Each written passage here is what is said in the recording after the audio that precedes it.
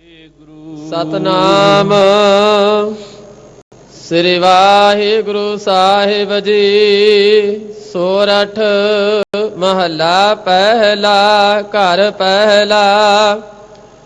ਆਸਠ ਪਦਿਆ ਚੌਤੁਕੀ। ਇਕ ਓੰਕਾਰ ਸਤਿਗੁਰ ਪ੍ਰਸਾਦ। ਦੁਬਦਾ ਨਾ ਪੜੋ ਹਰ ਬਿਨ ਹੋਰ ਨ ਪੂਜਾ। ਮੜਾ ਮਸਾਨ ਨਾ ਜਾਈ। ਤ੍ਰਿਸ਼ਨਾ ਰਾਚ ਨਾ ਪਰ ਘਰ ਜਾਵਾ। ਤ੍ਰਿਸ਼ਨਾ ਨਾਮ ਬੁਝਾਈ। ਦੁਬਦਾ ਨਾ ਪੜੋ ਹਰ ਬਿਨ ਹੋਰ ਨ ਪੂਜਾ। ਮੜਾ ਮਸਾਲ ਨਾ ਜਾਈ। ਤ੍ਰਿਸ਼ਨਾ ਰਾਚ ਨਾ ਪਰ ਘਰ ਜਾਵਾ। ਤ੍ਰਿਸ਼ਨਾ ਨਾਮ ਬੁਝਾਈ। ਘਰ ਭੀਤਰ ਘਰ ਗੁਰੂ ਦਿਖਾਇਆ। ਸਹਿਜ ਰਤੇ ਮਨ ਭਾਈ। ਤੂੰ ਆਪੇ ਦਾਨਾ ਆਪੇ ਬੀਨਾ। ਤੂੰ ਦੇਵਾ ਮਤ ਸਾਈ। ਮਨ ਬੈਰਾਗ ਰਤੁ ਬੈਰਾਗੀ। ਸ਼ਬਦ ਮਨ ਵਿਦਿਆ ਮੇਰੀ ਮਾਈ। ਅੰਤਰ ਜੋਤ ਨਿਰੰਤਰ ਵਾਲੀ। ਸਾਚੇ ਸਾਹਿਬ ਸਿਉ ਲਿਵ ਲਾਈ। ਮਨ ਬੈਰਾਗ ਰਤੁ ਬੈਰਾਗੀ। ਸ਼ਬਦ ਮਨ ਵਿਦਿਆ ਮੇਰੀ ਮਾਈ। ਅੰਤਰ ਜੋਤ ਨਿਰੰਤਰ ਬਾਰੀ। ਸਾਚੇ ਸਾਹਿਬ ਸਿਉ ਲਿਵ ਲਾਈ। ਰਹਾਉ। ਵਾਹਿਗੁਰੂ ਜੀ ਕਾ ਖਾਲਸਾ ਵਾਹਿਗੁਰੂ ਜੀ ਕੀ ਫਤਿਹ। ਕਿਵ ਕਰ ਆਖਾਂ ਕਿਵ ਸਲਾਹੀ। ਕਿਉ ਵਰਣੀ ਕਿਵ ਜਾਣਾ। ਨਾਨਕ ਆਖਣ ਸਭ ਕੋ ਆਖੈ। ਇਕ ਦੂ ਇਕ ਸਿਆਣਾ। ਜਿਉ ਬੁਲਾਵ ਹੈ ਤਿਉ ਬੋਲੇ ਸੁਆਮੀ। ਕੁਦਰਤ ਕਵਣ ਹਮਾਰੀ। ਸਾਧ ਸੰਗ ਨਾਨਕ ਜਸ ਗਾਇਓ। ਜੋ ਪ੍ਰਭ ਕੀ ਅਤ ਪਿਆਰੀ। ਪਰਮ ਸਨਮਾਨਯੋਗ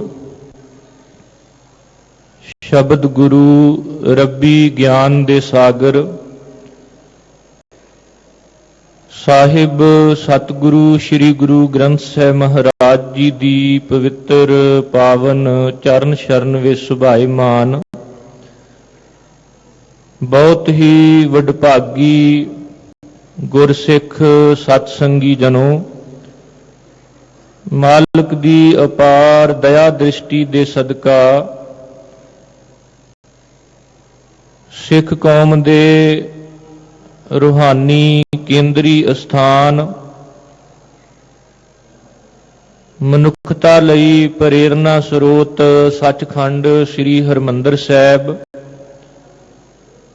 ਅੰਮ੍ਰਿਤ ਵੇਲੇ ਦੀਨ ਦੁਨੀਆ ਦੇ ਮਾਲਕ ਸਾਹਿਬ ਸਤਿਗੁਰੂ ਸ੍ਰੀ ਗੁਰੂ ਗ੍ਰੰਥ ਸਾਹਿਬ ਜੀ ਨੇ ਪ੍ਰਕਾਸ਼ਮਾਨ ਹੋ ਕੇ ਜੋ ਮੁੱਖ ਵਾਕ ਬਖਸ਼ਿਸ਼ ਕੀਤੇ ਹਨ, ਉਸ ਦੀ ਵਿਚਾਰ ਸੁਣਨ ਵਾਸਤੇ ਦੀਵਾਨ ਹਾਲ ਗੁਰਦੁਆਰਾ ਸ੍ਰੀ ਮੰਜੀ ਸਾਹਿਬ ਸ੍ਰੀ ਅੰਮ੍ਰਿਤਸਰ ਅਤੇ PTC ਪੰਜਾਬੀ ਚੈਨਲ ਰਾਹੀਂ ਦੇਸ਼ ਵਿਦੇਸ਼ ਵਿੱਚ ਆਪੋ ਆਪਣੇ ਘਰਾਂ ਵਿੱਚ ਜੁੜ ਬੈਠ ਕੇ ਮਾਲਕ ਦਾ ਹਰ ਜਸ ਸਰਵਣ ਕਰ ਰਹੀ ਗੁਰੂ ਪਿਆਰੀ ਗੁਰੂ ਸਵਾਰੀ ਸਾਧ ਸੰਗਤ ਜੀਓ, ਇਹ ਪਾਵਨ ਪਵਿੱਤਰ ਅੰਮ੍ਰਿਤਮਈ ਬਚਨ ਜਗਤ ਗੁਰੂ ਨਾਨਕ ਸਾਹਿਬ ਜੀ ਦੇ ਉਚਾਰਨ ਕੀਤੇ ਹੋਏ ਰਾਗ ਸੋਰਠ ਅੰਦਰ ਧੰਨ ਗੁਰੂ ਗ੍ਰੰਥ ਸਾਹਿਬ ਮਹਾਰਾਜ ਜੀ ਦੇ ਪਾਵਨ ਅੰਗ 634 ਅਤੇ 635 ਤੇ ਸ਼ੋਭਨੀਕ ਹਨ। ਅਸ਼ਟਪਦੀਆਂ ਸਿਰਲੇਖ ਹੋਣ ਕਰਕੇ ਸ਼ਬਦ ਦੇ 8 ਪਦੇ ਨੇ। ਇੱਕ ਰਹਾਉ ਵਾਲਾ ਬੰਦ ਹੈ। ਰਹਾਉ ਵਾਲੇ ਬੰਦ ਵਿੱਚ ਸਤਿਗੁਰਾਂ ਨੇ ਸ਼ਬਦ ਦਾ ਅੰਤਰੀ ਭਾਵ ਅੰਕਿਤ ਕੀਤਾ ਹੈ। ਜੋ 2 ਪਾਵਨ ਪੰਕਤੀਆਂ ਨੇ, ਬਾਕੀ ਸਾਰੇ ਹੀ ਪਦੇ ਚੌਤੁਕੀ ਹੋਣ ਕਰਕੇ 4-4 ਤੁਕਾਂ ਦੇ ਨੇ। ਸ਼ਬਦ ਦੀ ਆਰੰਭ ਵਾਲੀ ਪੰਕਤੀ ਤੋਂ ਵੀ ਇਸ ਗੱਲ ਦਾ ਬੋਧ ਹੁੰਦਾ ਹੈ ਕਿ ਸਤਿਗੁਰੂ ਜੀ ਮਨੁੱਖ ਨੂੰ ਦੁਬਦਾ ਤੋਂ ਬਚ ਕੇ ਇੱਕ ਅਕਾਲ ਪੁਰਖ ਸੱਚੇ ਸਿਰਜਣਹਾਰ ਵਾਹਿਗੁਰੂ ਦੀ ਪੂਜਾ ਆਰਾਧਨਾ ਭਗਤੀ ਨਾਲ ਜੋੜ ਰਹੇ ਨੇ। ਰਹਾਉ ਵਾਲੇ ਬੰਦ ਵਿੱਚ ਵੀ ਸਮਝਾਇਆ ਹੈ ਕਿ ਅਸਲ ਬੈਰਾਗੀ ਉਹ ਹੈ ਜਿਹੜਾ ਦੁਬਦਾ ਨੂੰ ਛੱਡ ਕੇ ਇੱਕ ਪਾਸੇ ਲੱਗ ਜਾਂਦਾ ਹੈ, ਜੋ ਸੰਸਾਰੀ ਕਾਰ ਵਿਹਾਰ ਕਰਦਿਆਂ ਆਪਣੀ ਸੁਰਤ ਨੂੰ ਆਪਣੇ ਸਿਰਜਣਹਾਰ ਨਿਰੰਕਾਰ ਨਾਲ ਜੋੜ ਲੈਂਦਾ ਹੈ। ਗੁਰਮਤਿ ਦਾ ਖੇਤਰ ਆਰੰਭ ਹੋਣ ਤੋਂ ਪਹਿਲਾਂ ਹਿੰਦੁਸਤਾਨ ਦੀ ਇਹ ਸਾਰੀ ਜ਼ਮੀਨ ਤੇ ਇਸ ਤਰ੍ਹਾਂ ਦਾ ਪ੍ਰਚਾਰ ਕੀਤਾ ਗਿਆ ਸੀ ਕਿ ਜਿਨ੍ਹਾਂ ਨੇ ਘਰ ਵਿੱਚ ਰਹਿ ਕੇ ਕਿਰਤ ਕਰਨੀ ਹੈ, ਪਦਾਰਥਾਂ ਦੀ ਸੋਚ ਅਪਣਾਉਣੀ ਹੈ, ਉਹਨਾਂ ਦਾ ਮਾਰਗ ਹੋਰ ਹੈ। ਜਿਨ੍ਹਾਂ ਨੇ ਸਿਰਜਣਹਾਰ ਕਰਤੇ ਪੁਰਖ ਨਾਲ ਜੁੜਨਾ ਹੈ, ਉਹਨਾਂ ਦਾ ਰਸਤਾ ਹੋਰ ਹੈ। ਹੋਇਆ ਕਿ ਜਾਂ ਤਾਂ ਮਨੁੱਖ ਕਿਰਤ ਵਿੱਚ, ਧੰਦਿਆਂ ਵਿੱਚ, ਪਦਾਰਥਾਂ ਵਿੱਚ ਜੁੜ ਕੇ ਕੇਵਲ ਸੰਸਾਰੀ ਬਣ ਕੇ ਰਹਿ ਗਿਆ। ਜਿਨ੍ਹਾਂ ਨੂੰ ਸਮਝ ਆਈ ਕਿ ਇਹ ਸੰਸਾਰ ਨਾਸਵਾਨ ਹੈ, ਉਹਨਾਂ ਨੇ ਆਪਣੀ ਸੁਰਤ ਨੂੰ ਪਦਾਰਥਾਂ ਤੋਂ ਉੱਪਰ ਚੁੱਕਣ ਦੀ ਬਜਾਏ ਤਨ ਕਰਕੇ ਆਪਣੇ ਘਰਾਂ ਦਾ, ਬੱਚਿਆਂ ਦਾ, ਕਿਰਤ ਦਾ ਤਿਆਗ ਕਰਕੇ ਕੋਈ ਪਰਬਤਾਂ ਦੀ ਚੋਟੀ ਵੱਲ, ਕੋਈ ਪਹਾੜਾਂ ਦੀਆਂ ਕੰਦਰਾਂ ਵੱਲ ਤੁਰ ਪਿਆ। ਮੇਰੇ ਸਤਿਗੁਰੂ ਜੀ ਨੇ ਜਦੋਂ ਨੇੜੇ ਹੋ ਕੇ ਐਸੇ ਜਗਿਆਸੂ ਜਨ ਜਿਹੜੇ ਸਨ ਉਹਨਾਂ ਨੂੰ ਤੱਕਿਆ, ਸੱਚਮੁੱਚ ਘਰ ਤਿਆਗ ਕੇ, ਪਰਿਵਾਰ ਤਿਆਗ ਕੇ, ਕਿਰਤ ਤਿਆਗ ਕੇ ਵੀ ਜੋ ਕੁਝ ਤਿਆਗਣਾ ਸੀ ਉਹ ਤਿਆਗ ਨਾ ਸਕੇ। ਮੇਰੇ ਸਤਿਗੁਰੂ ਜੀ ਨੇ ਉਪਦੇਸ਼ ਦਿੱਤਾ ਕਿ ਤੁਸੀਂ ਘਰਾਂ ਨੂੰ ਪਰਤਾਓ, ਰਵੋ ਪਰਿਵਾਰਾਂ ਵਿੱਚ ਕਾਰ ਵਿਹਾਰ ਕਰਦਿਆਂ ਆਪਣੀ ਜ਼ਿੰਦਗੀ ਦੇ ਵਿੱਚੋਂ ਬੁਰਾਈਆਂ ਨੂੰ, ਔਗਣਾਂ ਨੂੰ, ਵਿਸ਼ੇ ਵਿਕਾਰਾਂ ਨੂੰ, ਆਪਣਤ ਨੂੰ ਤਿਆਗ ਕਰਕੇ ਤੁਸੀਂ ਘਰ ਪਰਿਵਾਰ ਵਿੱਚ ਰਹਿ ਕੇ ਹੀ ਬੈਰਾਗੀ ਬਣ ਸਕਦੇ ਹੋ, ਤਿਆਗੀ ਅਖਵਾ ਸਕਦੇ ਹੋ। ਮੇਰੇ ਸਤਿਗੁਰੂ ਜੀ ਦਾ ਉਪਦੇਸ਼ ਹੈ, ਨਾਨਕ ਸਤਿਗੁਰ ਕੀ ਐਸੀ ਵਡਿਆਈ, ਪੁੱਤਰ ਕਲੱਤਰ ਵਿੱਚੇ ਗਤ ਪਾਈ। ਜੁਗਤੀ ਵੀ ਦੱਸ ਦਿੱਤੀ, ਵਿੱਚੇ ਗ੍ਰਹਿ ਸਦਾ ਰਹੇ ਉਦਾਸੀ, ਜਿਉ ਕਮਲ ਰਹੇ ਵਿੱਚ ਪਾਣੀ ਹੈ। ਧੰਨ ਗੁਰੂ ਤੇਗ ਬਹਾਦਰ ਸਾਹਿਬ ਜਿਨ੍ਹਾਂ ਦੀ ਬਾਣੀ ਵਿੱਚ ਤਿਆਗ, ਵੈਰਾਗ ਤੇ ਅਨੁਰਾਗ ਦਾ ਵਿਸ਼ਾ ਪ੍ਰਧਾਨ ਹੈ, ਉਹਨਾਂ ਨੇ ਵੀ ਸਾਨੂੰ ਘਰ, ਬੱਚੇ, ਧਨ ਇਹ ਤਿਆਗਣ ਦੀ ਪ੍ਰੇਰਨਾ ਨਹੀਂ ਕੀਤੀ, ਸਗੋਂ ਸ਼ਬਦ ਵਰਤਿਆ, ਜੇ ਵਿਖਿਆ ਸਗਲੀ ਤਜੀ, ਲਿਓ ਭੇਖ ਬੈਰਾਗ, ਕਹੋ ਨਾਨਕ ਸੁਨ ਰੇ ਮਨਾ, ਤੇ ਨਰ ਮਾਥੈ ਭਾਗ। ਸਾਹਿਬ ਨੇ ਕਿਹਾ ਤੂੰ ਵਿਖ ਦਾ ਤਿਆਗ ਕਰ, ਤੂੰ ਵਿਸ਼ੇ ਵਿਕਾਰ ਦਾ ਆਪਣੀ ਜ਼ਿੰਦਗੀ ਵਿੱਚੋਂ ਤਿਆਗ ਕਰ। ਸਾਧੋ ਮਨ ਕਾ ਮਾਨ ਤਿਆਗੋ, ਕਾਮ ਕ੍ਰੋਧ ਸੰਗਤ ਦੁਰਜਨ ਕੀ, ਤਾਂ ਤੇ ਐਨ ਸੁਭਾਗੋ। ਤਿਆਗਨਾ ਤਿਆਗਨ ਨੀਕਾ, ਕਾਮ ਕ੍ਰੋਧ ਲੋਭ ਮੋਹ ਤਿਆਗਨਾ। ਤਿਆਗ ਕਰੋ, ਪਰ ਕਾਹਦਾ ਕਰਨਾ ਹੈ? ਬੁਰਾਈਆਂ ਦਾ, ਔਗਣਾਂ ਦਾ, ਵਿਸ਼ੇ ਵਿਕਾਰ ਦਾ। ਤੇ ਜੇ ਕੋਈ ਘਰ ਪਰਿਵਾਰ ਕਿਰਤ ਛੱਡ ਕੇ ਕਿਸੇ ਆਸ਼ਰਮ ਵਿੱਚ ਬੈਠ ਜਾਵੇ, ਪਹਾੜਾਂ ਦੀਆਂ ਚੋਟੀਆਂ ਤੇ ਚਲਿਆ ਜਾਵੇ, ਕੰਦਰਾਂ ਗੁਫਾਵਾਂ ਵਿੱਚ ਬੈਠ ਜਾਵੇ, ਪਰ ਉੱਥੇ ਜਾ ਕੇ ਵੀ ਆਪਣੀ ਜ਼ਿੰਦਗੀ ਦੇ ਵਿੱਚੋਂ ਬੰਧਨਾਂ ਨੂੰ, ਮੋਹ ਨੂੰ ਦੂਰ ਨਾ ਕਰ ਸਕੇ। ਗੁਰਬਾਣੀ ਮੁਤਾਬਕ ਐਸੇ ਮਨੁੱਖ ਦੇ ਸਭ ਤੋਂ ਮਾੜੇ ਭਾਗ ਨੇ। ਬੈਰਾਗੀ ਬੰਧਨ ਕਰੇ ਤਾਂਕੋ ਵੱਡੋ ਅਭਾਗ। ਸਾਹਿਬ ਕਹਿੰਦੇ ਜੇ ਘਰ ਦੇ ਬੰਧਨ ਛੱਡੇ ਤੇ ਆਸ਼ਰਮ ਦੇ ਬੰਧਨਾਂ ਵਿੱਚ ਪੈ ਗਿਆ, ਜੇ ਪੁੱਤਰਾਂ ਧੀਆਂ ਦੇ ਬੰਧਨ ਛੱਡੇ ਤੇ ਚੇਲਿਆਂ ਦੇ ਸੇਵਕਾਂ ਦੇ ਬੰਧਨਾਂ ਵਿੱਚ ਜਕੜਿਆ ਗਿਆ, ਜੇ ਤੂੰ ਧਨ ਦੌਲਤ ਦਾ ਤਿਆਗ ਕੀਤਾ ਤੇ ਇਹਦੇ ਤਿਆਗ ਦੇ ਹੰਕਾਰ ਵਿੱਚ ਜਕੜਿਆ ਗਿਆ, ਕਬੀਰ ਮਾਇਆ ਤਜੀ ਤਾਂ ਕਿਆ ਭਇਆ, ਜੋ ਮਾਨ ਤਜਿਆ ਨਹੀਂ ਜਾਏ, ਮਾਨ ਮੁਨੀ ਮੁਨਵਰ ਗਲੇ, ਮਾਨ ਸਭੈ ਕੋ ਖਾਏ। ਘਰ ਕੀ ਨਾਰ ਤਿਆਗੈ ਅੰਧਾ, ਪਰ ਨਾਰੀ ਸਿਉ ਘਾਲੈ ਧੰਦਾ, ਗ੍ਰੇ ਤਜ ਬਨ ਖੰਡ ਜਾਈਐ, ਚੁੰਨ ਖਾਈਐ ਕੰਦਾ, ਅਜੋਂ ਵਿਕਾਰ ਨਾ ਛੋਡਈ, ਪਾਪੀ ਮਨ ਮੰਦਾ। ਸਭ ਕਹਿੰਦੇ ਘਰ ਤਿਆਗਣ ਦਾ, ਧਨ ਦੌਲਤ ਤਿਆਗਣ ਦਾ, ਕਿਰਤ ਛੱਡਣ ਦਾ ਕੀ ਲਾਭ ਹੋਇਆ ਕਿ ਵਿਸ਼ੇ ਵਿਕਾਰ ਤਾਂ ਅਜੇ ਵੀ ਤੇਰੀ ਜ਼ਿੰਦਗੀ ਵਿੱਚ ਦਿਖਾਈ ਦੇ ਰਹੇ ਨੇ। ਭਾਈ ਸਾਹਿਬ ਭਾਈ ਗੁਰਦਾਸ ਜੀ ਨੇ ਬੜੀਆਂ ਸੋਹਣੀਆਂ ਉਦਾਹਰਨਾਂ ਦੇ ਕੇ ਸਮਝਾਇਆ ਕਿ ਗੁਰਸਿੱਖ ਦਾ ਬੈਰਾਗ ਕਿਹੋ ਜਿਹਾ। ਬੈਰਾਗ ਦਾ ਆਖਰੀ ਅਰਥ ਹੈ ਉਪਰਾਮਤਾ, ਉਦਾਸੀ, ਕਿਸੇ ਪਕੜ ਤੋਂ ਉੱਪਰ ਹੋ ਜਾਣਾ। ਜਿਵੇਂ ਗੁਰਬਾਣੀ ਵਿੱਚ ਵੀ ਚੌਥੇ ਪਾਤਸ਼ਾਹ ਧੰਨ ਗੁਰੂ ਰਾਮਦਾਸ ਜੀ ਨੇ ਜਿਹੜੀਆਂ ਸੂਹੀ ਰਾਗ ਵਿੱਚ 4 ਲਾਵਾਂ ਉਚਾਰਨ ਕੀਤੀਆਂ ਨੇ ਤੇ ਤੀਸਰੀ ਲਾਮ ਰਾਹੀਂ ਇਹ ਸਿੱਖਿਆ ਦਿੱਤੀ ਹੈ, ਮਨ ਚਾਓ ਭਇਆ ਬੈਰਾਗੀਆਂ ਬਲਰਾਮ ਜੀਓ। ਗੁਰਮਤ ਦਾ ਚਾਓ ਤੇ ਬੈਰਾਗ ਵੱਖੋ ਵੱਖਰਾ ਨਹੀਂ ਹੈ। ਇਸ ਨੁਕਤੇ ਨੂੰ ਸਮਝਿਓ ਕਿ ਜਿਵੇਂ ਸਾਡੀ ਕੋਈ ਧੀ ਭੈਣ, ਜਦੋਂ ਅਸੀਂ ਉਹਦੇ ਲਈ ਯੋਗ ਵਰ ਚੁਣ ਕੇ ਉਹਨੂੰ ਉਹਦੇ ਲੜ ਲਾ ਦਿੰਨੇ ਆ ਤੇ ਇੱਕੋ ਸਮੇਂ ਉਹਦੇ ਮਨ ਵਿੱਚ ਜਿੱਥੇ ਸਹੁਰੇ ਘਰ ਜਾਣ ਦਾ ਚਾਹ ਹੈ, ਪਤੀ ਦੇ ਲੜ ਲੱਗਣ ਦਾ ਚਾਹ ਹੈ, ਸੁਹਾਗਣ ਹੋਣ ਦਾ ਚਾਹ ਹੈ, ਉੱਥੇ ਪੇਕਾ ਘਰ ਛੱਡਣ ਦਾ ਵੈਰਾਗ ਵੀ ਹੈ। ਆਪਣੀਆਂ ਸਖੀ ਸਹੇਲੀਆਂ ਨੂੰ, ਆਪਣੇ ਭੈਣ ਭਰਾਵਾਂ ਨੂੰ, ਰਿਸ਼ਤੇਦਾਰਾਂ ਨੂੰ, ਮਾਤਾ ਪਿਤਾ ਨੂੰ, ਪੇਕੇ ਘਰ ਨੂੰ ਛੱਡ ਕੇ ਸਹੁਰੇ ਘਰ ਜਾਣ ਦਾ ਉਹਦੇ ਅੰਦਰ ਵੈਰਾਗ ਵੀ ਹੈ। ਇਹੀ ਕਾਰਨ ਕਿ ਕੰਨਿਆ ਤੁਰਨ ਲੱਗੀ ਕਈ ਵਾਰ ਆਪਣੇ ਨੇਤਰਾਂ ਦੇ ਵਿੱਚ ਹੰਝੂ ਵੀ ਲੈ ਆਉਂਦੀ ਹੈ, ਉਹ ਵੈਰਾਗ ਹੈ। ਪਰ ਇੰਨਾ ਵੈਰਾਗ ਹੋਣ ਦੇ ਬਾਵਜੂਦ ਵੀ ਮਨ ਅੰਦਰ ਇੱਕ ਚਾਹ ਹੈ ਕਿ ਅੱਜ ਮੈਂ ਕੰਤ ਦੇ ਘਰ ਚੱਲੀ ਆ, ਮੈਂ ਸਹੁਰੇ ਘਰ ਚੱਲੀ ਆ।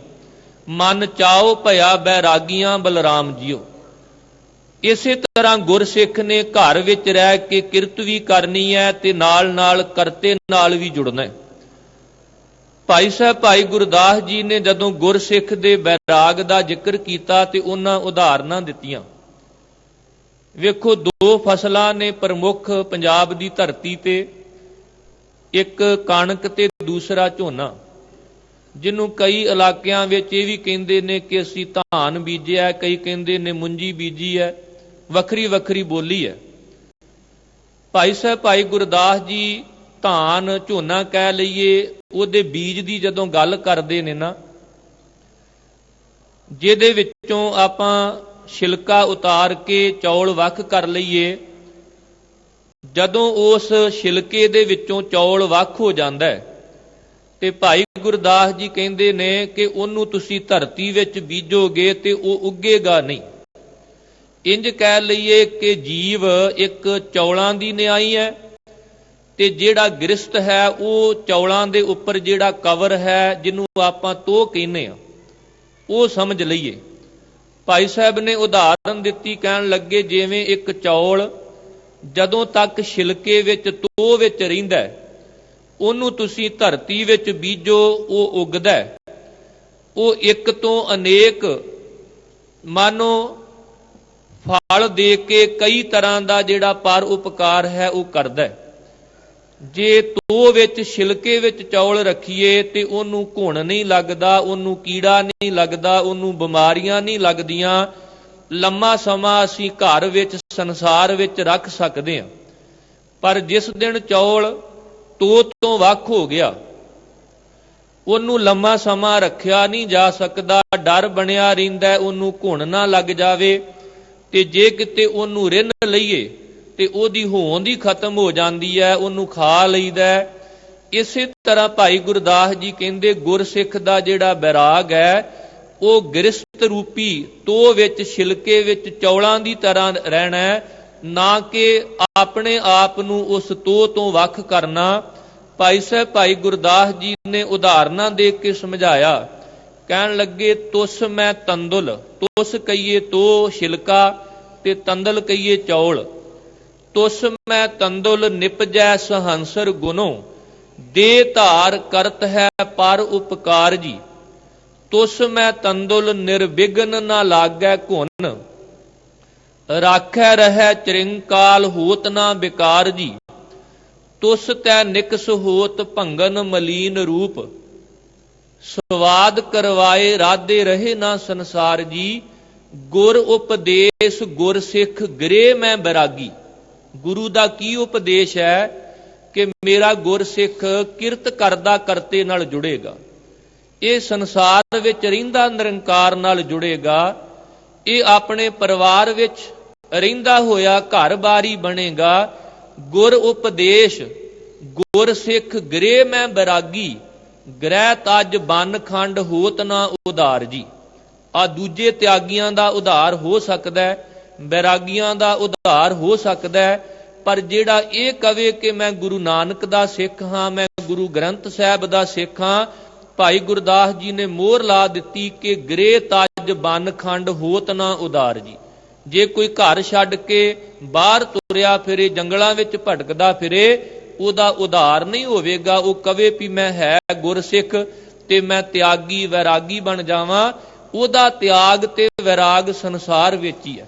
ਵੇਖੋ ਗੁਰੂ ਤੇਗ ਬਹਾਦਰ ਸਾਹਿਬ ਦਾ ਤਿਆਗ ਤੇ ਵੈਰਾਗ, ਉਹਨਾਂ ਨੂੰ ਜੇ ਲੋੜ ਪਈ ਤੇ ਮਜਲੂਮਾਂ ਦੀ ਖਾਤਰ ਆਪਣਾ ਤਨ ਤੱਕ ਵੀ ਤਿਆਗ ਦਿੱਤਾ, ਪਰ ਉਸ ਵੇਲੇ ਪਤਾ ਨਹੀਂ ਕਿੰਨੇ ਕੁ ਤਿਆਗੀ ਵੈਰਾਗੀ ਹੋਣਗੇ। ਪਰ ਕਸ਼ਮੀਰੀ ਪੰਡਤਾਂ ਦੀ ਫਰਿਆਦ ਨੂੰ ਸੁਣ ਕੇ ਜਿਨ੍ਹਾਂ ਨੇ ਘਰ ਵੀ ਤਿਆਗੇ ਸਨ, ਬੱਚੇ ਵੀ ਤਿਆਗੇ ਸਨ, ਧਨ ਦੌਲਤ ਵੀ ਤਿਆਗਿਆ ਸੀ, ਪਰ ਉਹ ਤਨ ਤਿਆਗਣ ਲਈ ਤਿਆਰ ਨਹੀਂ ਹੋਏ। ਗੁਰਮਨ ਦਾ ਤਿਆਗ ਤੇ ਵੈਰਾਗ ਹੈ ਕਿ ਜੇ ਲੋੜ ਪਵੇ ਤੇ ਦੇਸ਼ ਕੌਮ ਦੀ ਖਾਤਰ ਤਨ ਤੱਕ ਵੀ ਤਿਆਗ ਦਿਓ, ਪਰ ਉਵੇਂ ਘਰਾਂ ਵਿੱਚ ਰਵੋ, ਪਰਿਵਾਰਾਂ ਵਿੱਚ ਰਵੋ, ਕਿਰਤ ਕਰੋ, ਤਾਂ ਕਿ ਸੱਚਮੁੱਚ ਸਾਡੇ ਅੰਦਰ ਇੱਕ ਬੈਰਾਗ ਪੈਦਾ ਹੋ ਸਕੇ। ਬੈਰਾਗ ਨੂੰ ਬਿਰਹੋਂ ਵੀ ਕਿਹਾ ਗਿਆ। ਬੈਰਾਗ ਇੱਕ ਐਸੀ ਅਵਸਥਾ ਹੈ ਕਿ ਜਦੋਂ ਅਸੀਂ ਪ੍ਰਭੂ ਨੂੰ ਮਿਲਣ ਦਾ ਚਾਅ ਆਪਣੇ ਮਨ ਵਿੱਚ ਪੈਦਾ ਕਰਦੇ ਹਾਂ, ਮਨ ਬੈਰਾਗ ਭਇਆ ਦਰਸ਼ਨ ਦੇਖਣੇ ਕਾ ਚਾਓ। ਸਾਡਾ ਬੈਰਾਗ ਕਿਹੋ ਜਿਹਾ ਹੈ ਕਿ ਅਸੀਂ ਕਾਰ ਵਿਹਾਰ ਕਰਦਿਆਂ ਆਪਣੀ ਸੁਰਤ ਨੂੰ ਨਿਰੰਕਾਰ ਨਾਲ ਜੋੜਨਾ ਹੈ, ਅੰਦਰ ਇੱਕ ਚਾਹ ਪੈਦਾ ਕਰਨਾ, ਤੂੰ ਪ੍ਰਭੂ ਮਿਲ। ਇਹ ਅਟਲ ਸਚਾਈ ਹੈ ਕਿ ਮਲਾਪ ਦਾ ਬੀਜ ਵਿਛੋੜੇ ਦੇ ਵੱਤਰ ਵਿੱਚ ਉਗਦਾ ਤੇ ਵੱਧਦਾ ਫੁੱਲਦਾ, ਪਰ ਸ਼ਰਤ ਇਹ ਕਿ ਆਪਣੇ ਪਿਆਰੇ ਨਾਲੋਂ ਪਏ ਹੋਏ ਵਿਛੋੜੇ ਦਾ ਅਹਿਸਾਸ ਹੋ ਜਾਵੇ। ਜਦੋਂ ਪ੍ਰਭੂ ਨਾਲ ਪਏ ਹੋਏ ਵਿਛੋੜੇ ਦਾ ਅਹਿਸਾਸ ਹੁੰਦਾ ਹੈ, ਇਹਨੂੰ ਬੈਰਾਗ ਕਿਹਾ ਜਾਂਦਾ ਹੈ, ਇਹਨੂੰ ਬਿਰਹੋਂ ਕਿਹਾ ਜਾਂਦਾ ਹੈ। ਬਿਰਹਾ ਬਿਰਹਾ ਆਖੀਐ ਬਿਰਹਾ ਤੂੰ ਸੁਲਤਾਨ, ਫਰੀਦਾ ਜਿਤ ਤਨ ਬਿਰੋ ਨਾ ਉਪਜੈ ਸੋ ਤਨ ਜਾਣ ਮਸਾਨ। ਜਿਨ੍ਹਾਂ ਦੇ ਅੰਦਰ ਬਿਰਹੋਂ ਦੀ ਅੱਗ ਪੈਦਾ ਹੋ ਗਈ, ਉਹਨਾਂ ਦੇ ਅੰਦਰੋਂ ਔਗਣ ਸੜ ਗਏ, ਵਿਕਾਰ ਸੜ ਗਏ, ਬੁਰਾਈਆਂ ਛੜ ਗਈਆਂ। ਤੇ ਜਿਨ੍ਹਾਂ ਦੇ ਅੰਦਰ ਬਿਰਹੋਂ ਦੀ ਤੜਫ ਵੈਰਾਗ ਦੀ ਅਗਨੀ ਪੈਦਾ ਨਹੀਂ ਹੋਈ, ਉਹਨਾਂ ਦੇ ਅੰਦਰ ਤ੍ਰਿਸ਼ਨਾ ਦੀ ਅੱਗ, ਜਿਸ ਤ੍ਰਿਸ਼ਨਾ ਦੀ ਅੱਗ ਨੇ ਅੰਦਰੋਂ ਗੁਣ ਚੰਗਿਆਈਆਂ ਤੇ ਮਨੁੱਖ ਨੂੰ ਜਿਹੜਾ ਹੁਨਰ ਸੀ ਉਹ ਬਿਲਕੁਲ ਸਾੜ ਕੇ ਖਤਮ ਕਰ ਦਿੱਤਾ। ਇਸ ਕਰਕੇ ਗਰੀਬ ਨਵਾਜ ਨੇ ਸਾਨੂੰ ਇੱਕ ਸਿੱਖਿਆ ਦਿੱਤੀ ਹੈ ਕਿ ਸੱਚਮੁੱਚ ਜਦੋਂ ਅੰਦਰ ਬਿਰਹੋਂ ਦੀ ਜਿਹੜੀ ਅੱਗ ਹੈ ਉਹ ਪੈਦਾ ਹੋ ਜਾਵੇ, ਤੜਫ ਪੈਦਾ ਹੋ ਜਾਵੇ, ਉਹ ਬੈਰਾਗ ਫਿਰ ਮਨੁੱਖ ਨੂੰ ਅੰਦਰੋਂ ਨਿਰਮਲ ਕਰ ਦਿੰਦਾ ਹੈ। ਮਨੁੱਖ ਨੂੰ ਫਿਰ ਭਟਕਣਾ ਦੀ ਲੋੜ ਨਹੀਂ, ਇੱਕ ਜਗ੍ਹਾ ਤੇ ਟਿਕ ਕੇ ਹੀ ਇਹਦੇ ਜੀਵਨ ਵਿੱਚ ਪਵਿੱਤਰਤਾ, ਪਗੀਜਗੀ, ਨਿਰਮਲਤਾਈ ਆ ਜਾਂਦੀ ਹੈ। ਸ਼ਬਦ ਲੰਬੇਰਾ ਹੈ ਕਿਉਂਕਿ ਅਸ਼ਟਪਦੀਆਂ ਨੇ। ਸ਼ਬਦ ਵਿੱਚ ਬੜੇ ਪ੍ਰਮਾਣ ਨੇ ਜੋ ਬੈਰਾਗ ਲਈ ਤੇ ਦੁਬਦਾ ਨੂੰ ਤਿਆਗਣ ਲਈ ਸਤਿਗੁਰੂ ਜੀ ਨੇ ਸਿੱਧ ਕਰਨ ਵਾਸਤੇ ਸਾਨੂੰ ਬਖਸ਼ਿਸ਼ ਕੀਤੇ ਨੇ। ਆਓ ਮਨ ਬਿਰਤੀਆਂ ਨੂੰ ਇਕਾਗਰ ਕਰਕੇ ਸਤਿਗੁਰੂ ਜੀ ਦੇ ਪਾਵਨ ਗੁਰ ਸ਼ਬਦ ਦੀ ਵਿਚਾਰ ਨਾਲ ਜੁੜਨਾ ਕਰੀਏ। ਸਤਨਾਮ ਸ੍ਰੀ ਵਾਹਿਗੁਰੂ ਸਾਹਿਬ ਜੀ। ਸੋਰਠ ਮਹੱਲਾ ਪਹਿਲਾ। ਘਰ ਪਹਿਲਾ। ਆਸਠ ਪਦਿਆਂ ਚੌਪਦ ਤੁਕੀ। ਇੱਕ ਓੰਕਾਰ ਸਤਿਗੁਰ ਪ੍ਰਸਾਦ। ਸੋਰਠ ਮਹੱਲਾ ਪਹਿਲਾ ਭਾਵ ਪਹਿਲੇ ਪਾਤਸ਼ਾਹ ਜਗਤ ਗੁਰੂ ਨਾਨਕ ਸਾਹਿਬ ਜੀ ਦੇ ਇਹ ਅੰਮ੍ਰਿਤਮਈ ਬਚਨ ਸੋਰਠ ਰਾਗ ਵਿੱਚ ਉਚਾਰਨ ਕੀਤੇ ਹੋਏ ਨੇ, ਜੋ ਪਹਿਲੇ ਘਰ ਵਿੱਚ ਗਾਉਣ ਦੀ ਹਦਾਇਤ ਹੈ। ਅਸ਼ਟਪਦੀਆਂ ਦਾ ਅਰਥ ਹੈ ਸ਼ਬਦ ਦੇ 8 ਪਦੇ ਨੇ। ਚੌਤੁਕੀ ਕਿ ਇੱਕ ਇੱਕ ਪਦਾ ਜਿਹੜਾ ਉਹਦੀਆਂ 4-4 ਤੁਕਾਂ ਨੇ। ਕੇਵਲ ਰਹਾਉ ਵਾਲਾ ਜਿਹੜਾ ਪਦਾ ਹੈ ਜੋ ਸਾਰਿਆਂ ਦਾ ਸਾਂਝਾ ਹੈ ਉਹ 2 ਤੁਕਾਂ ਨੇ। ਬਾਕੀ 8 ਪਦੇ ਜਿਹੜੇ ਨੇ ਉਹ 4-4 ਤੁਕਾਂ ਦੇ ਉਚਾਰਨ ਕੀਤੇ ਨੇ। ਇੱਕ ਓੰਕਾਰ ਸਤਿਗੁਰ ਪ੍ਰਸਾਦ। ਇਹ ਸੰਖੇਪ ਵਿੱਚ ਮੰਗਲ ਹੈ ਕਿ ਪ੍ਰਭੂ ਇੱਕ ਹੈ, ਉਹ ਸਾਰੇ ਸੰਸਾਰ ਵਿੱਚ ਵਿਆਪਕ ਹੈ। ਉਹਦੀ ਹੁਕਮ ਰੂਪੀ ਕਾਰ ਸਾਰੇ ਸੰਸਾਰ ਤੇ ਚੱਲ ਰਹੀ ਹੈ ਤੇ ਸੱਚੇ ਗੁਰੂ ਦੀ ਕਿਰਪਾ ਦੁਆਰਾ ਹੀ ਐਸੇ ਪ੍ਰਭੂ ਦੀ ਸਾਨੂੰ ਪ੍ਰਾਪਤੀ ਹੁੰਦੀ ਹੈ। ਦੁਬਦਾ ਨਾ ਪੜੋ ਹਰ ਬਿਨ ਹੋਰ ਨਾ ਪੂਜਾ।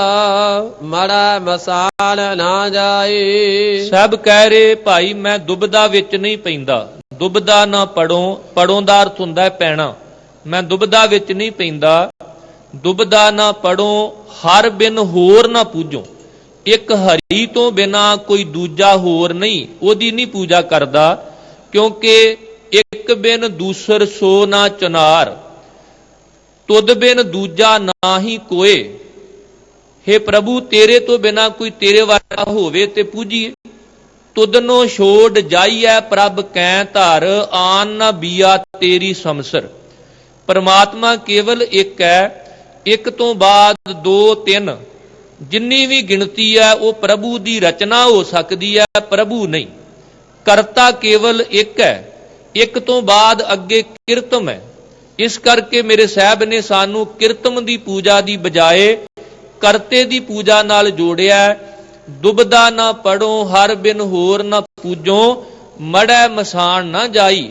हे ਭਾਈ ਭੁੱਲ ਕੇ ਵੀ ਮੜੀਆਂ ਤੇ ਮਸਾਣਾ ਤੇ ਨਹੀਂ ਜਾਂਦਾ। ਔਰ ਸਿੱਖਿਆ ਦਿੱਤੀ ਸਾਨੂੰ ਕਿ ਤੁਸੀਂ ਵੀ ਦੁਬਦਾ ਵਿੱਚ ਨਹੀਂ ਪੈਣਾ। ਤੁਸੀਂ ਵੀ ਹਰੀ ਪਰਮਾਤਮਾ ਤੋਂ ਬਿਨਾਂ ਕਿਸੇ ਹੋਰ ਨੂੰ ਨਹੀਂ ਪੂਜਣਾ ਤੇ ਭੁੱਲ ਕੇ ਵੀ ਮੜੀਆਂ ਤੇ ਮਸਾਣਾ ਦੀ ਪੂਜਾ ਨਹੀਂ ਕਰਨੀ। 10ਵੇਂ ਜਾਮੇ ਵਿੱਚ ਜਾ ਕੇ ਗੁਰੂ ਗੋਬਿੰਦ ਸਿੰਘ ਸਾਹਿਬ ਜੀ ਦੇ ਰੂਪ ਵਿੱਚ ਸਤਿਗੁਰੂ ਉਪਦੇਸ਼ ਕਰਦੇ ਨੇ। ਜਾਗਤ ਜੋਤ ਜਪੈ ਨਿਸਬਾਸੁਰ। ਏਕ ਬਿਨਾ ਮਨ ਨੈਕ ਨ ਆਨੈ। ਪੂਰਨ ਪ੍ਰੇਮ ਪ੍ਰਤੀਤ ਸਜੈ। ਬਰਤ ਗੋਰ ਮੜੀ ਮਟ ਭੂਲ ਨਾ ਮਾਨੈ।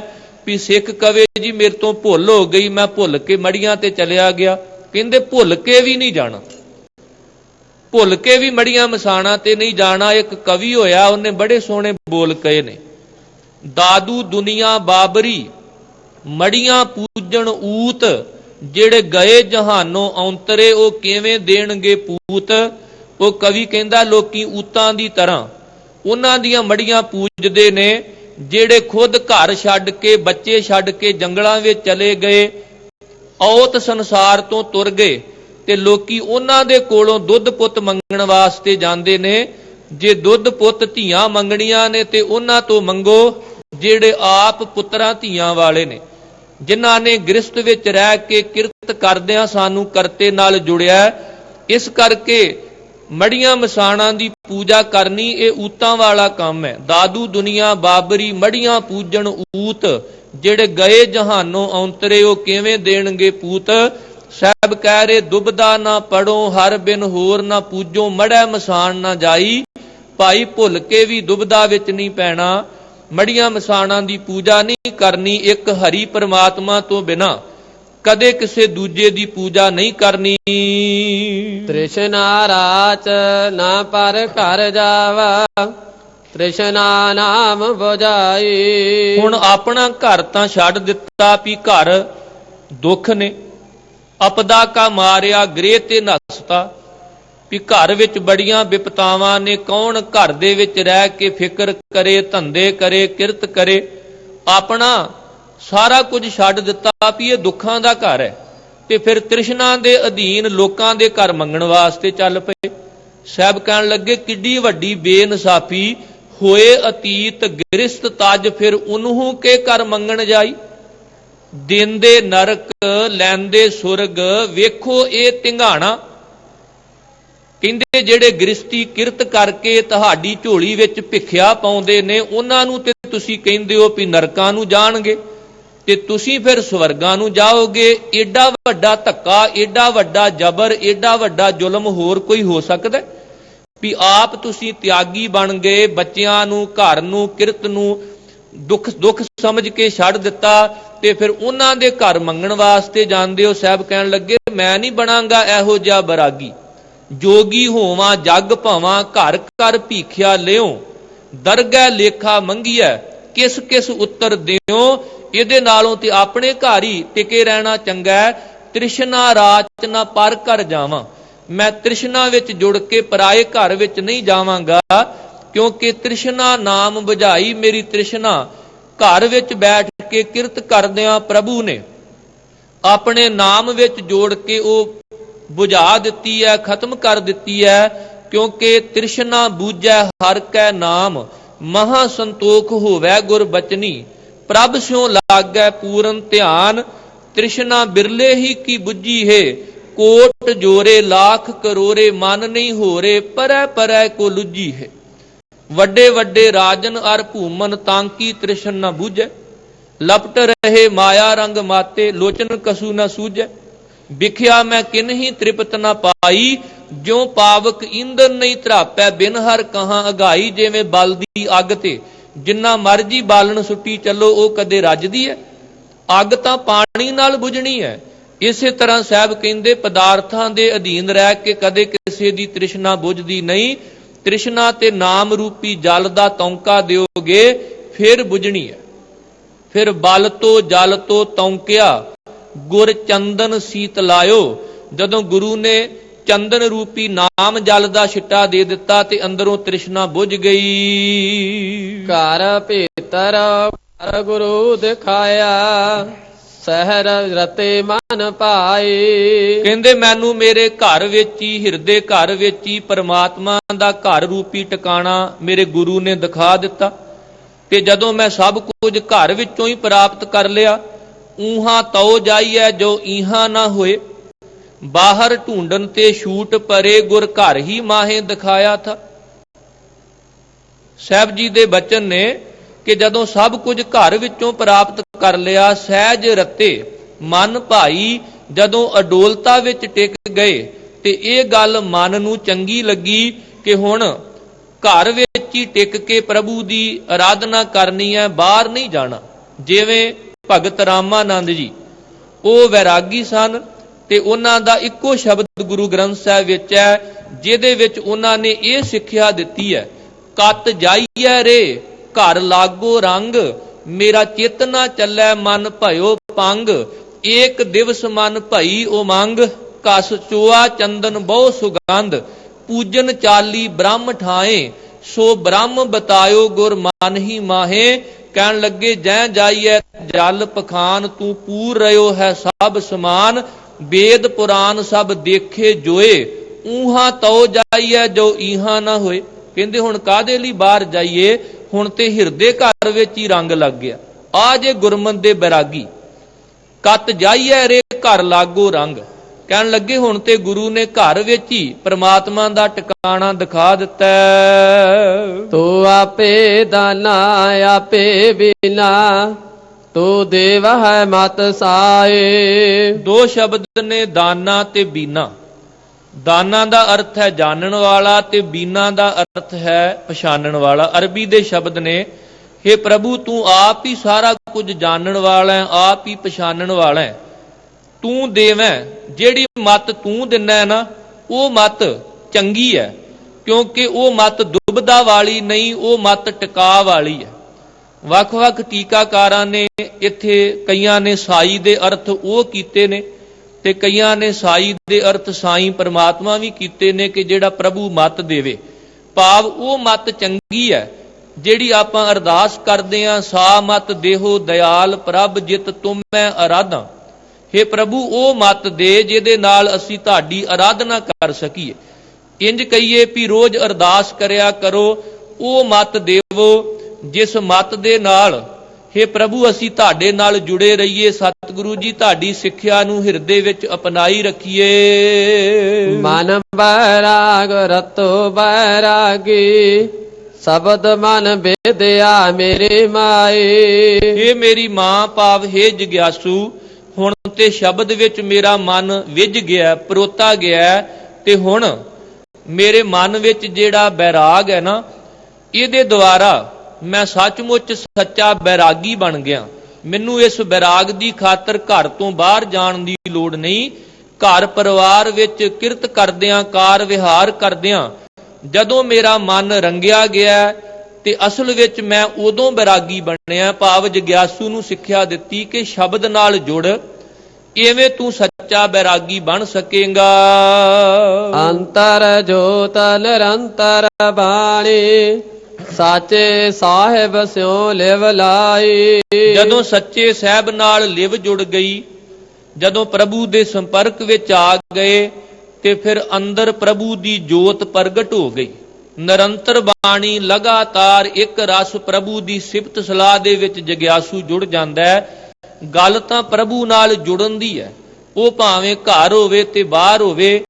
ਜੇ ਘਰ ਵਿੱਚ ਰਹਿ ਕੇ ਮਨੁੱਖ ਪ੍ਰਭੂ ਨਾਲ ਜੁੜ ਗਿਆ ਤੇ ਇਹ ਘਰ ਵਿੱਚ ਰਹਿ ਕੇ ਹੀ ਉਦਾਸੀ ਹੈ, ਤੇ ਜੇ ਉਦਾਸੀ ਬਣ ਕੇ ਵੀ ਨਹੀਂ ਜੁੜਿਆ ਤੇ ਫਿਰ ਵੀ ਇਹ ਬੰਧਨਾਂ ਵਿੱਚ ਹੈ। ਇਸ ਕਰਕੇ ਸਾਹਿਬ ਨੇ ਕਿਹਾ, ਘਰ ਬਾਹਰ ਤੇਰਾ ਪਰਵਾਸਾ ਤੂੰ ਜਨ ਕੈ ਹੈ ਸੰਗ। ਗੱਲ ਪ੍ਰਭੂ ਨਾਲ ਜੁੜਨ ਦੀ ਹੈ। ਜਦੋਂ ਪ੍ਰਭੂ ਨਾਲ ਲਿਵ ਜੁੜ ਗਈ ਤੇ ਸਾਹਿਬ ਕਹਿੰਦੇ ਫਿਰ ਅਸਲ ਵਿੱਚ ਮਨੁੱਖ ਵੈਰਾਗੀ ਬਣ ਜਾਂਦਾ ਹੈ। ਰਹਾਉ ਇਹ ਪਾਵਨ ਗੁਰ ਪੰਕਤੀਆਂ ਸਤਿਗੁਰਾਂ ਨੇ ਰਹਾਉ ਤੇ ਕੇਂਦਰਿਤ ਕੀਤੀਆਂ ਹਨ। ਆਸੰਖ ਬੈਰਾਗੀ ਕਹੈ ਬੈਰਾਗ ਸੋ ਬੈਰਾਗੀ ਜੇ ਖਸਮੈ ਭਾਵਾ।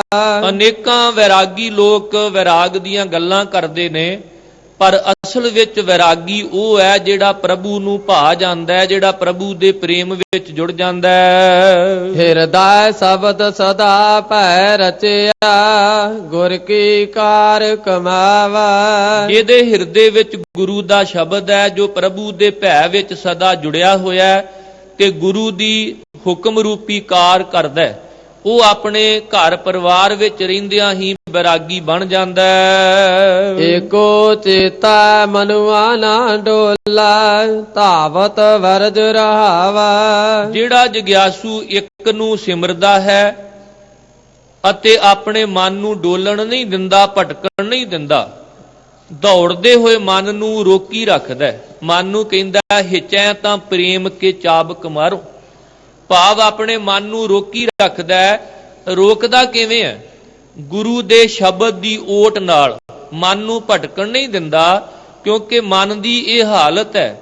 ਕਬੀਰ ਮਨ ਪੰਖੀ ਭਇਓ ਉੱਡ ਉੱਡ ਦਹਿ ਦੇ ਸਜਾਏ, ਜੋ ਜੈਸੀ ਸੰਗਤ ਮਿਲੈ ਸੋ ਤੈਸੋ ਫਲ ਕਾਹੇ। ਕਬਹੂ ਜੀੜਾ ਊਬ ਚੜਤ ਹੈ ਕਬਹੂ ਜਾਏ ਪਿਆਲੈ, ਲੋਭੀ ਜੀੜਾ ਥਿਰ ਨਾ ਰਹਿਤ ਹੈ ਚਾਰੇ ਕੁੰਟਾਂ ਭਾਲੈ। ਇੱਕ ਕਵੀ ਦੇ ਬੋਲ ਨੇ ਵੀ ਮੈਂ ਜਾਣਿਓ ਮਨ ਮਰ ਗਇਓ ਅਜੋ ਸੋ ਮਰਿਓ ਨਾਹੀ। ਕਹਿੰਦੇ ਮੈਂ ਸੋਚਿਆ ਵੀ ਮਨ ਮਰ ਗਿਆ, ਪਰ ਕਹਿੰਦੇ ਨਹੀਂ, ਮਨ ਦੀ ਹਾਲਤ ਤਾਂ ਡੱਡੂ ਦੀ ਤਰ੍ਹਾਂ ਸੀ। ਜਿਵੇਂ ਵਰਖਾ ਨਾ ਹੋਵੇ, ਪਾਣੀ ਤਲਾਬਾਂ ਵਿੱਚੋਂ ਸੁੱਕ ਜਾਵੇ ਤੇ ਇੰਜ ਲੱਗਦਾ ਵੀ ਡੱਡੂ ਮਰ ਗਏ ਨੇ, ਪਰ ਥੋੜੀ ਜੀ ਵਰਖਾ ਪਵੇ, ਕਿਸੇ ਟੋਬੇ ਵਿੱਚ ਪਾਣੀ ਇਕੱਠਾ ਹੋਵੇ ਤੇ ਡੱਡੂ ਗੜੈਂ ਗੜੈਂ ਕਰਨ ਲੱਗ ਪੈਂਦੇ ਨੇ। ਕਹਿੰਦੇ ਇਸ ਮਨ ਦੀ ਹਾਲਤ ਹੈ ਕਿ ਮਨ ਅਸੀਂ ਸਮਝਿਆ ਵੀ ਮਰ ਗਿਆ, ਪਰ ਜਦੋਂ ਕੁਸੰਗਤ ਦੀ ਵਿਕਾਰਾਂ ਦੀ ਵਰਖਾ ਹੋਈ, ਇਹ ਡੱਡੂ ਵਾਂਗ ਗੜੈਂ ਗੜੈਂ ਕਰਕੇ ਮਾਨੋ ਛਾਲਾਂ ਮਾਰਨ ਲੱਗ ਪਿਆ। ਮੈਂ ਜਾਣਿਓ ਮਨ ਮਰ ਗਇਓ ਅਜੋ ਸੋ ਮਰਿਓ ਨਾਹੇ, ਵਰਖਾ ਪਰੀ ਕੁਸੰਗ ਕੀ ਦਾਦਰ ਜਿਉ ਗਰੁੜਾਏ। ਦਾਦਰ ਕਹਿੰਦੇ ਨੇ ਡੱਡੂ ਨੂੰ, ਤੇ ਗਰੁੜਾਏ ਦਾ ਅਰਥ ਹੈ ਗੜੈਂ ਗੜਾਂ ਕਰਦੇ ਨੇ। ਇਹ ਬੋਲੀ ਹੈ ਨਾ, ਜਿਵੇਂ ਅਸੀਂ ਕਹਿੰਦੇ ਸ਼ੇਰ ਦਹਾੜਦਾ ਹੈ, ਅਸੀਂ ਕਹਿੰਦੇ ਹਾਥੀ ਚੰਗਾੜੀਆਂ ਮਾਰਦਾ ਹੈ, ਆਪਾਂ ਕਹਿੰਦੇ ਗਿੱਦੜ ਹਵਾਂਕਦਾ ਹੈ, ਤੇ ਡੱਡੂ ਦੀ ਬੋਲੀ ਹੈ ਕਿ ਉਹ ਗੜੈਂ ਗੜੈਂ ਕਰਦਾ, ਦਾਦਰ ਜਿਉਂ ਗਰੁੜਾਏ। ਕਹਿੰਦੇ ਡੱਡੂ ਵਾਂਗ ਇਹਨੇ ਫਿਰ ਛਾਲਾਂ ਮਾਰਨੀਆਂ ਸ਼ੁਰੂ ਕਰ ਦਿੱਤੀਆਂ, ਬੋਲਣਾ ਸ਼ੁਰੂ ਕਰ ਦਿੱਤਾ। ਮਨ ਬੜਾ ਔਖਾ ਹੈ, ਪਰ ਜਦੋਂ ਇਹਨੂੰ ਵਸ ਵਿੱਚ ਕਰ ਲਿਆ, ਇਹਨੂੰ ਭੱਜੇ ਜਾਂਦੇ ਨੂੰ ਰੋਕ ਲਿਆ, ਧਾਵਤ ਜਾਂਦਾ ਵਰਜ ਰਹਾਇਆ, ਗੁਰੂ ਨੇ ਰੋਕ ਦਿੱਤਾ ਇਸ ਮਨ ਨੂੰ। ਸਹਜੇ ਮਾਤਾ ਸਦਾ ਰੰਗ ਰਾਤਾ, ਸਾਚੇ ਕੀ ਗੁਣ ਗਾਵਾ। ਜਿਹਦਾ ਮਨ ਰੁਕ ਗਿਆ, ਇੱਕ ਜਗ੍ਹਾ ਟਿਕ ਗਿਆ, ਉਹ ਸਹਿਜ ਅਡੋਲਤਾ ਦੇ ਵਿੱਚ ਮਸਤ ਰਹਿੰਦਾ। ਦੋ ਸ਼ਬਦ, ਇੱਕ ਮਾਤਾ, ਜਿੱਥੇ ਮਾਤਾ ਪਿਤਾ ਵਾਸਤੇ ਸ਼ਬਦ ਆਉਂਦਾ ਤੂੰ ਮੇਰਾ ਪਿਤਾ, ਤੂੰ ਹੈ ਮੇਰਾ ਮਾਤਾ। ਇੱਕ ਸ਼ਬਦ ਹੈ ਮਾਤਾ, ਮਸਤ ਹੋਇਆ, ਭਾਵ ਸਹਿਜੇ ਮਾਤਾ, ਉਹ ਫਿਰ ਅਡੋਲਤਾ ਦੇ ਵਿੱਚ ਮਸਤ ਹੋਇਆ, ਸਦਾ ਪ੍ਰਭੂ ਦੇ ਰੰਗ ਵਿੱਚ ਰੰਗਿਆ ਰਹਿੰਦਾ ਤੇ ਸੱਚੇ ਵਾਹਿਗੁਰੂ ਦੇ ਗੁਣ ਗਾਉਂਦਾ ਹੈ। ਮਨੁਆ ਪਉਣ ਬਿੰਦ ਸੁਖ ਵਾਸੀ, ਨਾਮ ਵਸੈ ਸੁਖ ਪਾਈ। ਇਸ ਮਨ ਦੀ ਹਾਲਤ ਪਵਨ ਵਰਗੀ ਹੈ, ਚੰਚਲਤਾ ਵਰਗੀ ਹੈ, ਭਾਵ ਇਹ ਮਨ ਚੰਚਲ ਹੈ, ਪਰ ਜਦੋਂ ਇਹਨੂੰ ਬਿੰਦਕ ਥੋੜਾ ਜਿਹਾ ਸਮਾਂ ਵੀ ਰੋਕਿਆ ਜਾਵੇ ਨਾਮ ਦੇ ਵਿੱਚ, ਤੇ ਸੱਚਮੁੱਚ ਇਹ ਸੁਖਦਾਈ ਅਵਸਥਾ ਵਿੱਚ ਜਦੋਂ ਟਿਕਦਾ ਹੈ ਨਾ, ਤੇ ਇਹ ਫਿਰ ਅਸਲ ਬੈਰਾਗ ਦਾ ਰੂਪ ਧਾਰਨ ਕਰ ਲੈਂਦਾ ਹੈ। ਜਿਹਬਾ ਨੇਤਰ ਸੋਤਰ ਸਚ ਰਾਤੇ, ਜਲ ਬੂਝੀ ਤੁਝ ਹੈ ਬੁਝਾਈ। ਜਿਹੜਾ ਜੀਵ ਇਸ ਤਰ੍ਹਾਂ ਦਾ ਵੈਰਾਗੀ ਬਣ ਗਿਆ ਨਾ, ਉਹਦੀ ਜੇਬਾ ਕਹੀਏ ਜ਼ੁਬਾਨ ਰਸਨਾ, ਨੇਤਰ ਕਹੀਏ ਅੱਖਾਂ, ਤੇ ਸੋਤਰ ਦਾ ਅਰਥ ਹੁੰਦਾ ਹੈ ਗਿਆਨ ਇੰਦਰੇ ਕਰਮ ਇੰਦਰੇ। ਉਸ ਪ੍ਰਭੂ ਨਾਲ ਜੁੜ ਕੇ ਇਹਦਾ ਸਾਰਾ ਪਰਿਵਾਰ ਇਹ ਜਿਹੜਾ ਇਹ ਸਫਲਾ ਹੋ ਜਾਂਦਾ ਹੈ, ਭਾਵ ਅੱਖਾਂ ਕੰਨ ਔਰ ਜਿੰਨੇ ਗਿਆਨ ਇੰਦਰੇ, ਟੋਟਲ ਆਪਾਂ ਕਰਮ ਇੰਦਰੇ ਵੀ ਕਹਿ ਲਈਏ, ਉਹ ਜਦੋਂ ਸੱਚ ਨਾਲ ਜੁੜ ਜਾਂਦੇ ਨੇ, ਪ੍ਰਭੂ ਨਾਲ ਜੁੜ ਜਾਂਦੇ ਨੇ, ਤੇ ਜਲ ਬੂਝੀ, ਇਹਦੇ ਅੰਦਰ ਜਿਹੜੀ ਤ੍ਰਿਸ਼ਨਾ ਦੀ ਅੱਗ ਸੀ ਉਹ ਬੁਝ ਗਈ।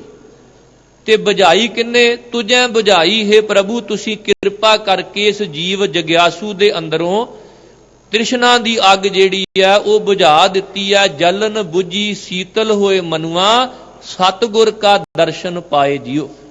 ਉਵੇਂ ਕੋਈ ਮਨੁੱਖ ਆਪਣੇ ਮੁਖ ਤੋਂ ਸ਼ਾਂਤੀ ਸ਼ਾਂਤੀ ਕਰੀ ਚੱਲੇ, ਪਰ ਜਦੋਂ ਤੱਕ ਅੰਦਰ ਸ਼ਾਂਤੀ ਨਹੀਂ ਹੈ ਨਾ, ਜਿਵੇਂ ਸਤਿਗੁਰੂ ਗੁਰੂ ਨਾਨਕ ਸਾਹਿਬ ਜੀ ਨੇ ਭਾਈ ਮਰਦਾਨਾ ਜੀ ਨੂੰ ਭੇਜਿਆ ਸੀ ਕਿ ਉਹ ਸਾਹਮਣੇ ਇੱਕ ਬੈਰਾਗੀ ਸਾਧੂ ਚੌਂਕੇ ਉੱਪਰ ਪੋਚਾ ਦੇ ਕੇ ਕਾਰਾਂ ਕੱਢ ਕੇ ਮੂੰਹ ਤੋਂ ਸ਼ਾਂਤੀ ਦੀਆਂ ਗੱਲਾਂ ਕਰ ਰਿਹਾ, ਤੇ ਉੱਥੋਂ ਤੂੰ ਬਲਦੀ ਹੋਈ ਅੱਗ ਥੋੜੀ ਜੀ ਲੈ ਕੇ ਆ ਤਾਂ ਕਿ ਅਸੀਂ ਵੀ ਆਪਣਾ ਕਾਰਜ ਸਿੱਧ ਕਰ ਸਕੀਏ।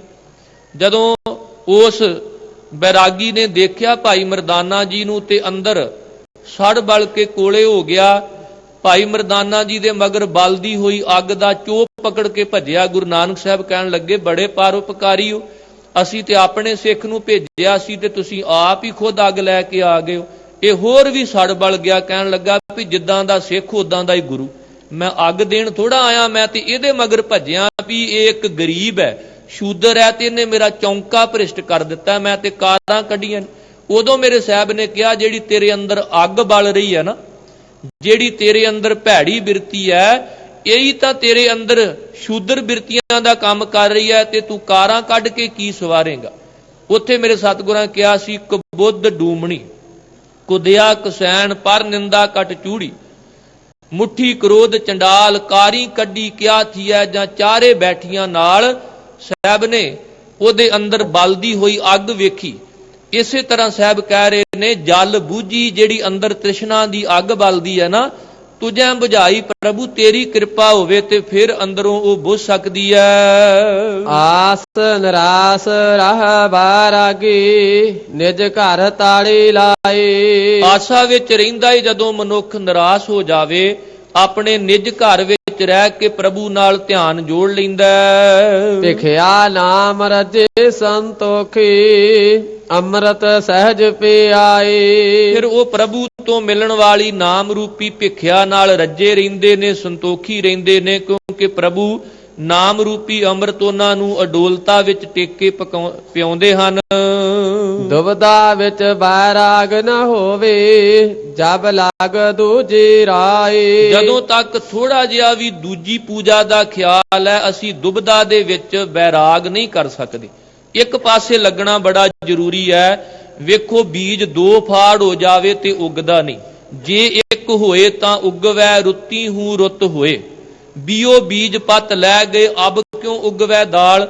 ਬੀਜ ਨੂੰ ਵੀ ਉੱਗਣ ਵਾਸਤੇ ਸਾਬਤ ਰਹਿਣਾ ਪੈਂਦਾ ਹੈ।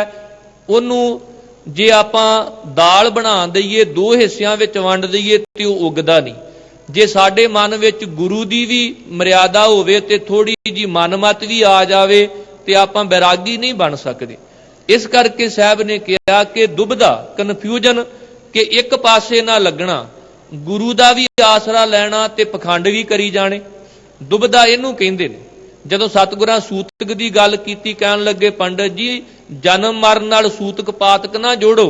ਅਸਲ ਵਿੱਚ ਸੂਤਕ ਇਹ ਹੈ, ਸਭੋ ਸੂਤਕ ਭਰਮ ਹੈ, ਦੂਜਾ ਲੱਗਿਆ ਜਾਏ। ਜਦੋਂ ਬੰਦਾ ਭਰਮਾਂ ਵਿੱਚ ਪੈਂਦਾ, ਵਹਿਮਾਂ ਵਿੱਚ ਪੈਂਦਾ, ਇਹਦੀ ਜ਼ਿੰਦਗੀ ਵਿੱਚ ਕਨਫਿਊਜ਼ਨ, ਦੁਬਦਾ ਆ ਜਾਂਦੀ ਹੈ।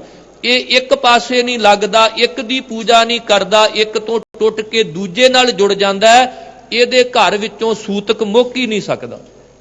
ਤੂੰ ਸੂਤਕ ਨੂੰ ਜਨਮ ਨਾਲ ਜੋੜੀ ਜਾਣਾ, ਕਹਿੰਦਾ ਅਸ਼ੁੱਧੀ ਹੈ। ਕਿਸੇ ਦੇ ਘਰ ਬੱਚੇ ਨੇ ਜਨਮ ਲਿਆ, ਸਾਹਿਬ ਕਹਿਣ ਲੱਗੇ ਜਦੋਂ ਤੱਕ ਇੱਕ ਨਾਲ ਨਹੀਂ ਜੁੜਾਂਗੇ ਸੂਤਕ ਬਣਿਆ ਰਹੇਗਾ।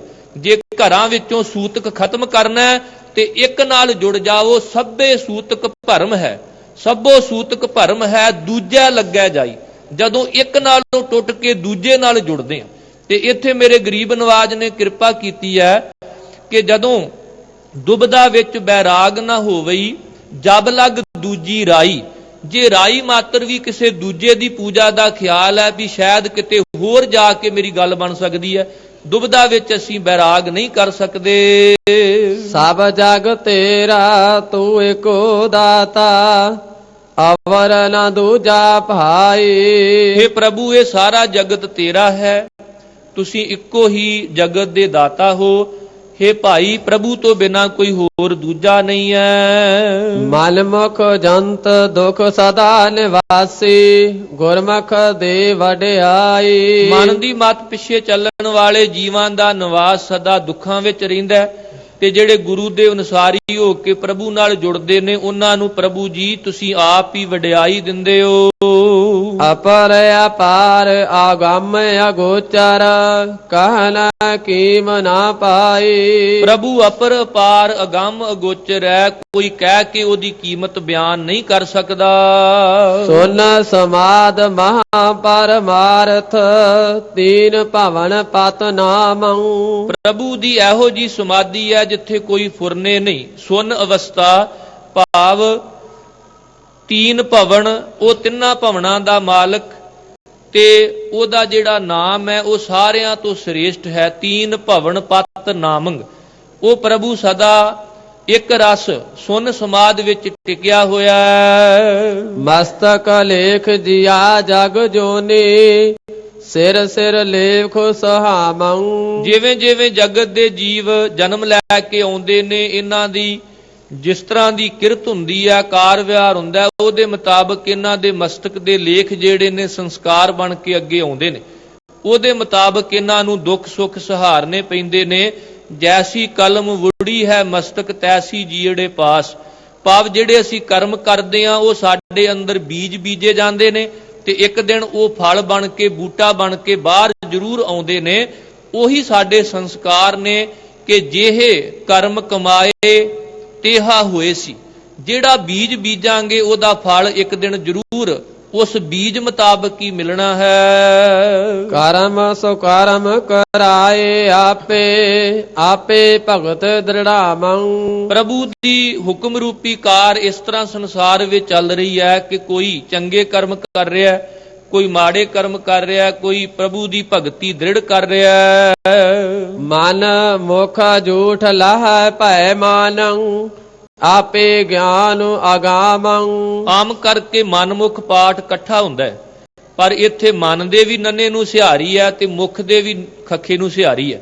ਇੱਥੇ ਪਾਠ ਹੋਵੇਗਾ ਮਨ ਮੁਖ, ਮਨ ਦਾ ਅਰਥ ਹੈ ਮਨ ਵਿੱਚ, ਤੇ ਮੁਖ ਦਾ ਅਰਥ ਹੈ ਮੂੰਹ ਵਿੱਚ।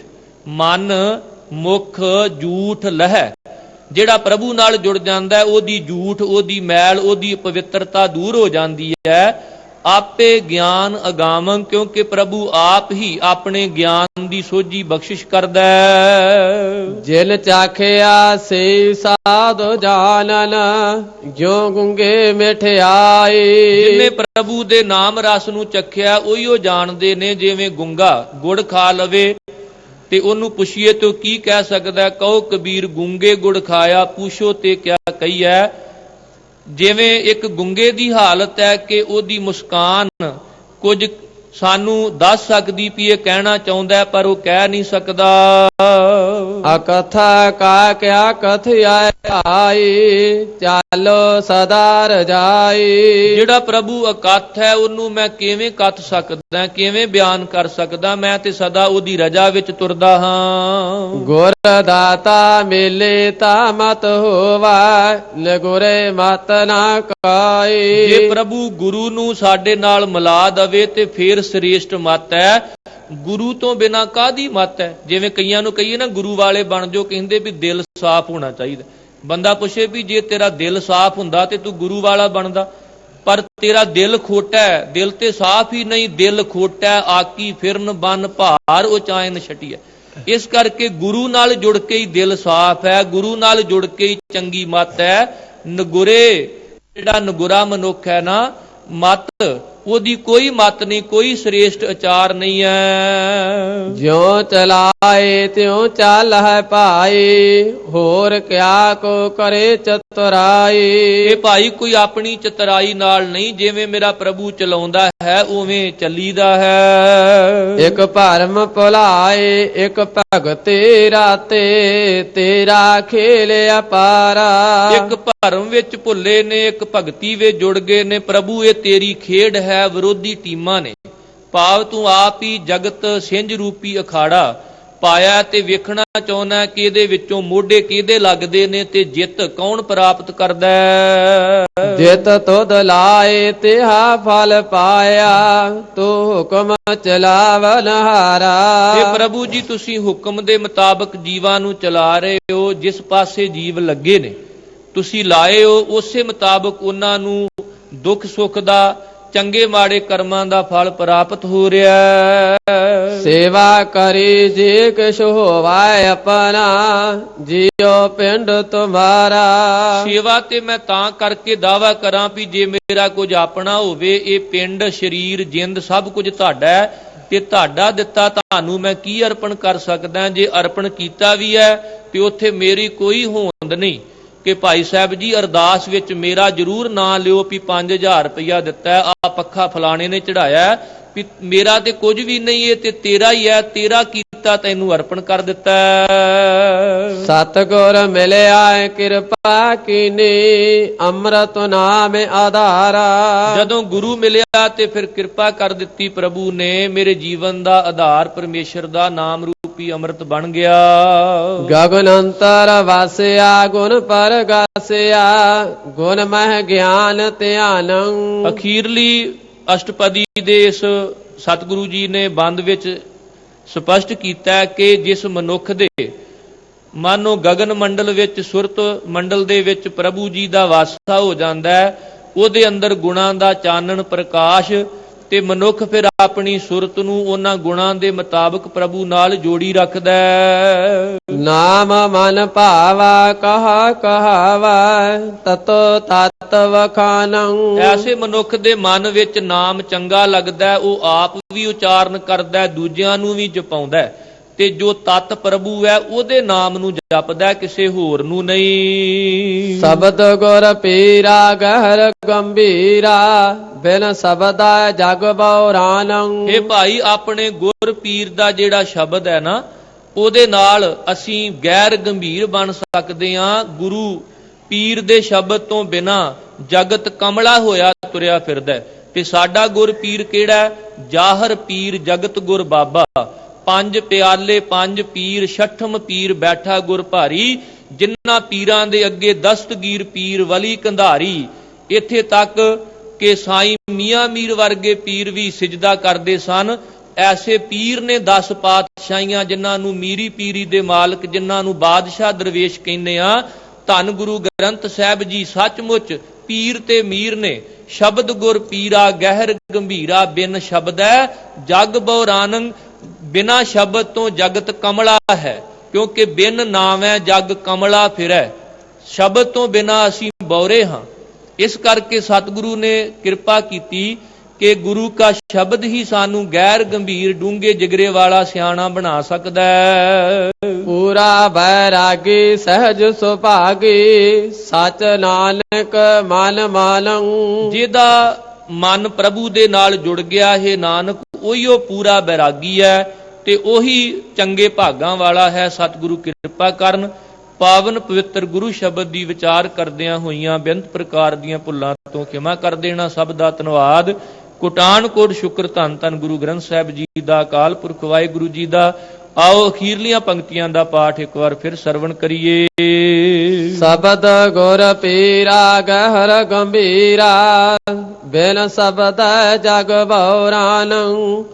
ਪੂਰਾ ਬੈਰਾਗੀ ਸਹਿਜ ਸੁਭਾਗੀ, ਸਚ ਨਾਨਕ ਮਨ ਮਾਨੰ।